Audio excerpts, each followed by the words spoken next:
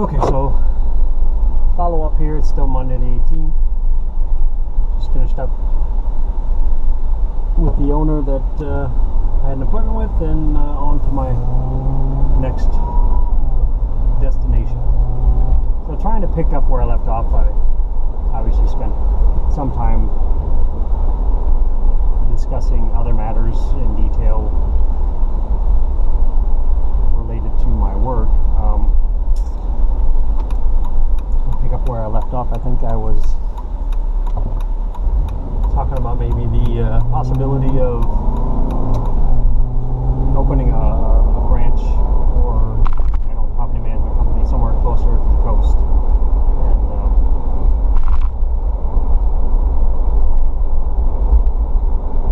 And it felt good to talk to Rhonda about it and kind of voice that as a possibility. As frustrating as this industry is, I think some of the frustration would be, well, in theory anyway, reduced if I was following my own ideology. I have was, operating by a set of business practices, staples, standards, systems that fit with my business philosophy, which I said over the 5 years that I've been involved in property management, I've definitely developed a pretty extensive philosophy about what should or could be the best way to operate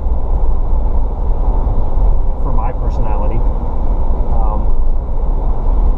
So I don't know. It's something I'm considering, and the schedule is extremely flexible, I think. I was just talking about how I would like to start incorporating more things into my regular daily life, monthly life, and a philosophy on R&R time, specifically vacation time, and that's the one thing that's really kind of been standing in my way. I mean, I love the restaurant business, but there's a commitment to that industry that, as much as I love it, it can be just as stressful as what I'm doing now, especially if you take a reactive more instead of a proactive approach to that. It's can be a nightmare, but it's a 24/7 nightmare. There's constantly you have to keep your finger on the pulse of that every step of the way. Whereas in this industry, I had to get my bearings here. I wasn't sure which street I was supposed to be turning on, but I'm doing good. In this industry, there's systems that you can put in place, and there's an expectation that a property management office basically operates through the weekdays, and then you have to have a plan for what to do after hours, and while you may have to be available, which I am now, no different than I am now. I'm available 24/7 for the potential emergency call. The call center takes the call and determines what, if anything, needs to be done based on a structured set of corporate policies and guidelines, and they are able to make decisions on your behalf. You may have to field a few angry phone calls on a Monday morning, which is, again, one of the more stressful periods or days of the work week for this particular industry. But if you have strong systems in place to account for and accommodate the variables, take those variables into consideration, then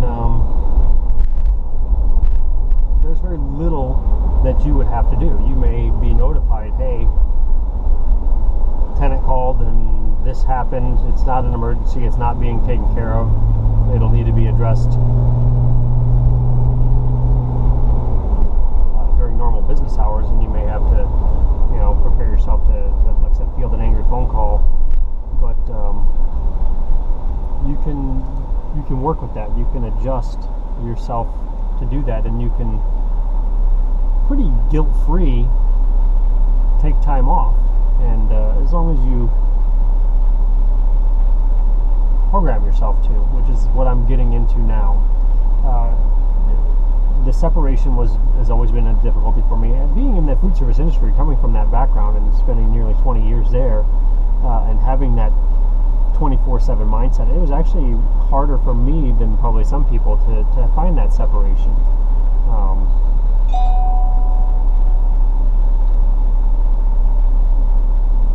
So over the last couple of years, I've really reprogrammed myself to not take things so personally and seriously, and it's still a work in progress. There's still things that I get personally tied up in and aggravated with that I don't have to. Part of it is that I care a little bit about the circumstances and want to make sure that they're taken care of, so I carry a certain amount of personal responsibility with that. And when you do that, you create a certain amount of friction or stress.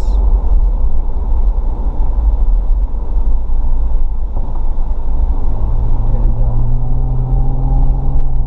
being able to say, all right, I'm going to take a day off, and I'm going to, on my day off, be off, and I'm not going to stress about what's not done. I'm not going to stress about what I'm going to have to do when I get back. I'm going to, again, live in the moment and appreciate what I have instead of allowing possibilities to ruin my present. And that's, like I said, it's still a work in progress, but I feel pretty good about what I've done so far. Son of a bitch. So I drove all the way over here to put this lockbox on this property, which I got. I remembered to get it, which I often forget. And but I don't have a key. I did not bring a key with me. So fortunately, I have to come back over to this area anyway. So I have another property close by that I have to visit this afternoon.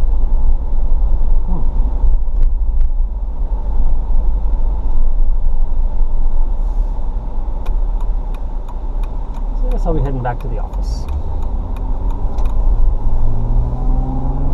Fortunately, I didn't have to go too far out of my way to get here either, so.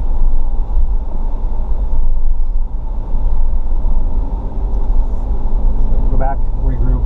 But anyway, so a couple more key things from over the weekend, other than having just a fantastic experience.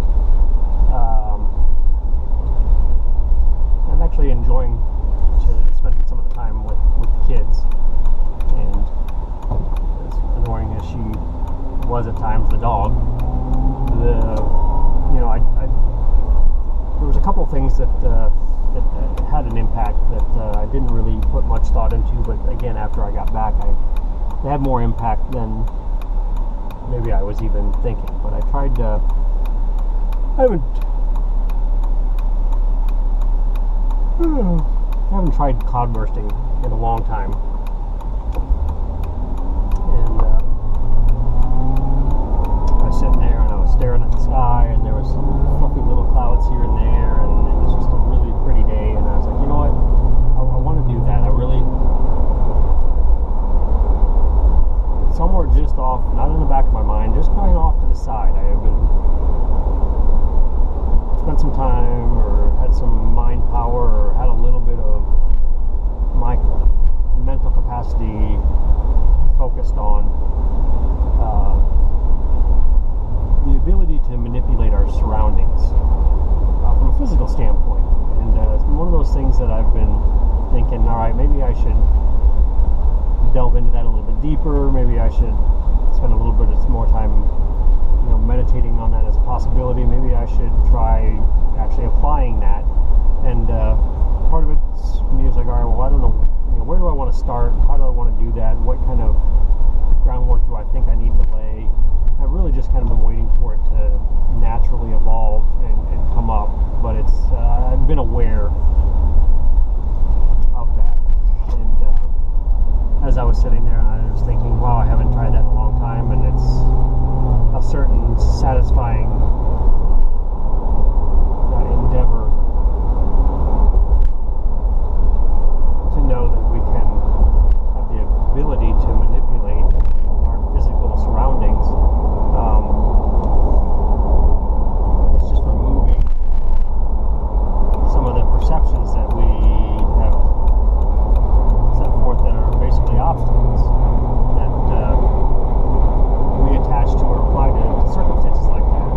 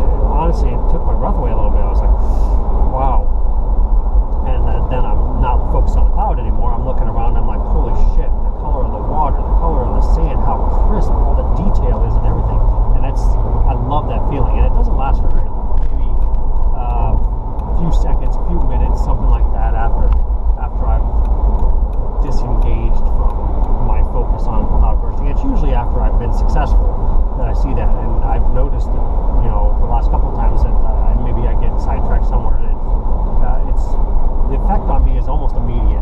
That my perception of my surroundings is intensified during that process. So then I focus back on the cloud again. I'm like, all right, it hasn't changed. It actually looks like it's gotten bigger, and now it's gotten farther away. And again, you're setting these limitations as far as distance and as far as your perception of reality, and it has no bearing on it. So I have to keep telling myself, distance isn't real. It's a connection. I can see it. I know it's there. I can feel it when I lock onto it. The distance doesn't matter. It's the farther it gets doesn't make it more difficult. It's like hopefully once I get to that level of evolution, like the ability to telekinesis, to levitate things or to do things with your mind, and trying to not let things like distance or weight or size, whatever, have any kind of influence on there. So this is a good starting point, a good stepping stone for that, because I was really facing a lot of that as I was going through this process. So I locked onto it again, and I'm like, I don't care what anybody says. And I erased that. I erased that awkward, embarrassed feeling away from my memory, and said, I'm going to stand here staring at this cloud on this beach with everybody looking at me until I'm successful with doing what I set out to do. And once I did that, it became a little bit easier, and I could tell even the ones that had asked me what I was doing were still watching me with odd looks on their faces. But I wiped that all out, and I locked in, and I started to see it go away, and I removed that mental, all right, maybe it's getting bigger, maybe I'm having a reverse effect, maybe I'm not being successful, maybe I'm having no effect. I removed all of that, and I really just blocked everything out and locked onto it and just watched it gradually disappear, and with myself feeling more and more energized and more invigorated and excited with that happening, and feeling very satisfied and happy. I have joy of being successful in doing something that seems unrealistic considering our generalized mass perception of reality, until it was finally gone. And then I took the time to stop what I was doing, look around, and really absorb and suck in the beauty and the intensified perception I was experiencing with the surroundings I had, until it started to kind of fade away. I mean, it's like anything else.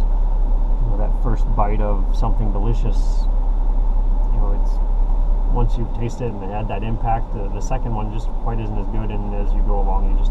But anyway,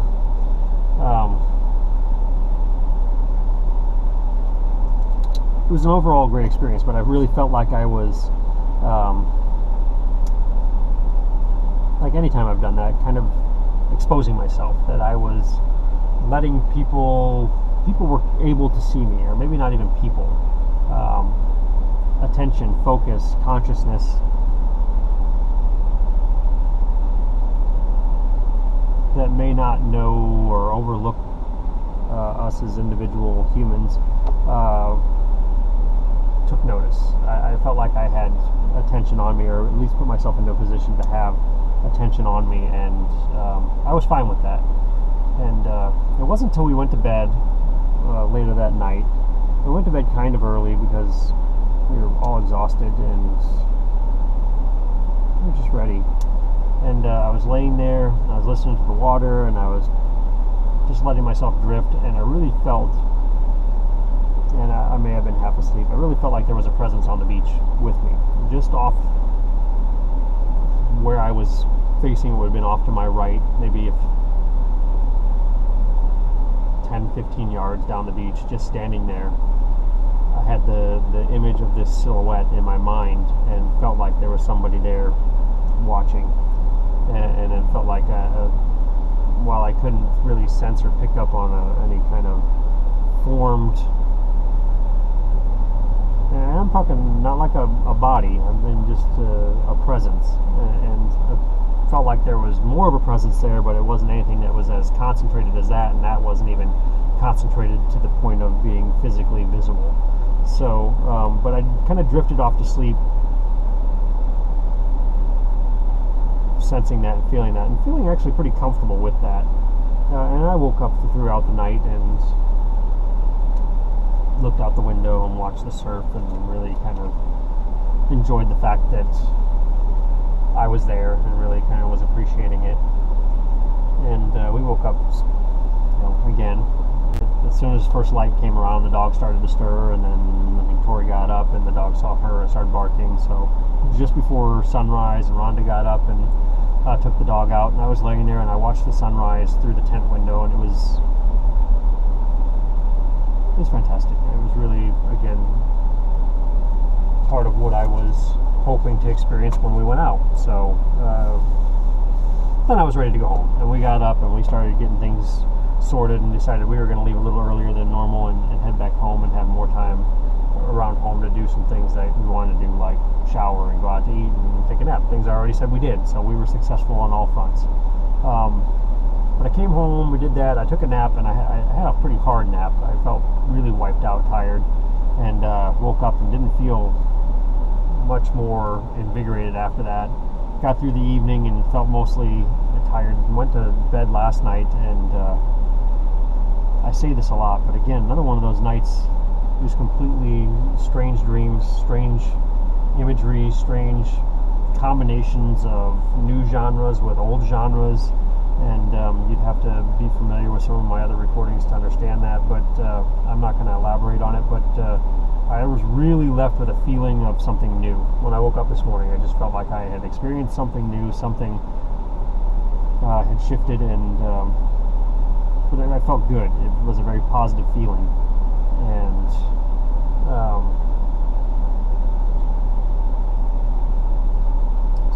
no, this is bailing, going for lunch, or maybe they're closing up early for the day. Anyway,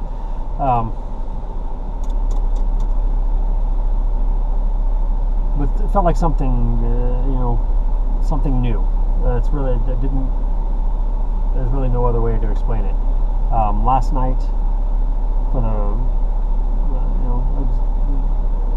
anybody familiar, or if you're familiar with anything, if you've watched any of the recordings, the number 1020 has a very strong significance to me, and any time that I catch it on the clock, especially on a recurring cycle, it's more of a symbol to me of a connection to who I am in the universe, and that things are moving in the way that they're supposed to be moving. But I've gone through a stretch here, going all the way back to before we got ready for the party, and where I got ill, and then there was a lot of stress and a lot of other things going on, where I've basically lost sight of that, and it really hasn't. It's not a recurring thing that I catch that often anymore. Every once in a while, I'll have a good day and I'll feel pretty good, and I'll notice, hey, I caught it, and I may have caught one sometime over the weekend, but if I did, it was only once, and I don't remember if that's 100% accurate. But I did get one last night, and it always seems to be have more of an impact on me when I see it on multiple sources. So if I see it on my phone and the VCR, or my phone and the car clock, or my phone and the computer, but last night I saw it on the cable box, and I saw it on the stove, and I saw it on the microwave, and I saw it on my phone, and I saw it, and maybe it's just those four, but four all at the same time. Of course, it's all at the same time, but they're all synced, which is good, because the clocks a lot of times have different times on them. They're just not all synced up to be the same. And so it had a big impact on me last night, which I was already feeling an impact from the weekend and being back home, and went to bed, and I felt like that kind of was right in line with everything that had happened and where I was at, and woke up and got started on my day, and didn't really feel the stress and the anxiety that I would normally on a Monday, which has been pretty consistent for the last number of Mondays that I've been able to do that. I actually even came in to work with a little bit of excitement. There's a couple things I'm like, I'm excited about doing that, and having the thoughts about maybe drifting this into operating my own management company, it only made things better. So I honestly don't know where I'm going to go with that. The idea is there. It's a possibility. It has potential. But right now, it's cycled in with everything else is making me feel good. So I like that, and it's definitely worth keeping some attention on. And